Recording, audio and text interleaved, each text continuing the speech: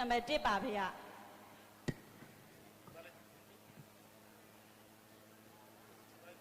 မိုက်ကိုတည်ထားတော့အုပ်စုနံပါတ်1ဘေကုနံပါတ်1မပြစ်မှားတဲ့သောယရဏသုံးပါးဆရာမိဘတို့ဟာပြစ်မှားမိခဲ့သောမိခဲ့သို့ပြုလုပ်ရမည်နီ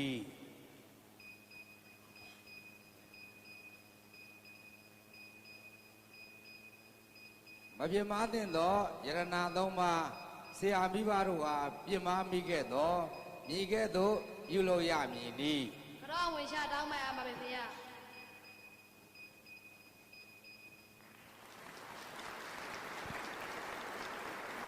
ဘေဝနံပါတ်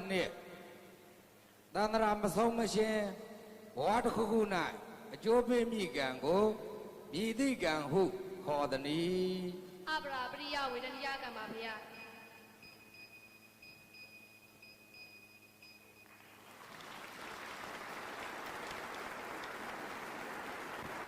ဘေဝနံပါတ်3အနာရဘိန်တထေးကြီးသည်သာကာလအားဖျားကြောင်းသွားတရားနာယံ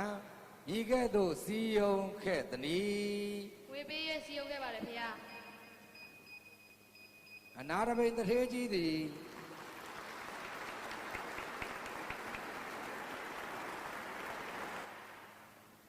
ဘေကုဏဘတ်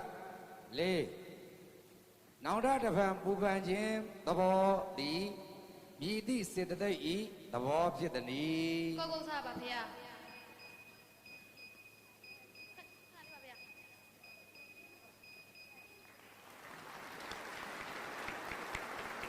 ဘေကုဏဘတ်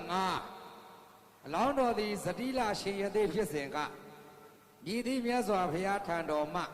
ဗျာဒိတ်ခံယူခဲ့ပါသည်ဘဒုမုဒ္ဒရာမြတ်စွာဘုရားရှင်ပါဖေရ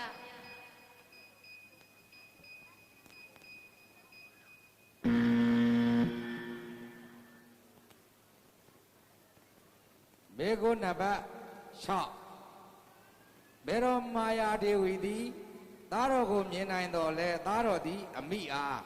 အဖဲကြောင့်မမြင်နိုင်ပါသည်အမိဝမ်းတွင်နာသကုဝိညာဉ်စိတ်မြင်သိစိတ်မရှိသောကြောင့်ပါဖေရ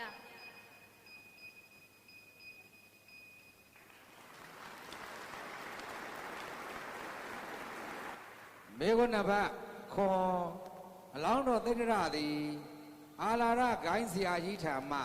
မြည်သည့်ဇံကိုရရှိခဲ့ပါသည်အာဂိစင်ညာယရဏဆံပါဖေရ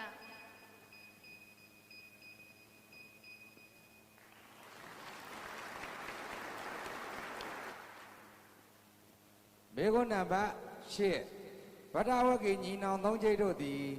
မြည်သည့်တရားဒေသနာတော်ကိုနာကြားကာယဟန္တာဖြစ်တော်မူခဲ့ကြသည်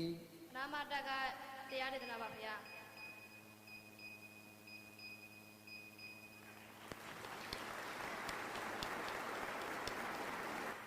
ဘေကုဏဘတ်9အနောမတတိမြတ်စွာဘုရားလက်ထက်တော်ခါကရှင်သာရိပုတ္တရာလောင်းလျာသည်ရည်သည့်ဘဝ၌ဖြစ်ပါသည်ရှင်သာရိပုတ္တရာလားဖေရရှင်ရိပုတ္တရာသာရိပုတ္တရာမဟုတ်လားသာရဒယတိပါဖေရ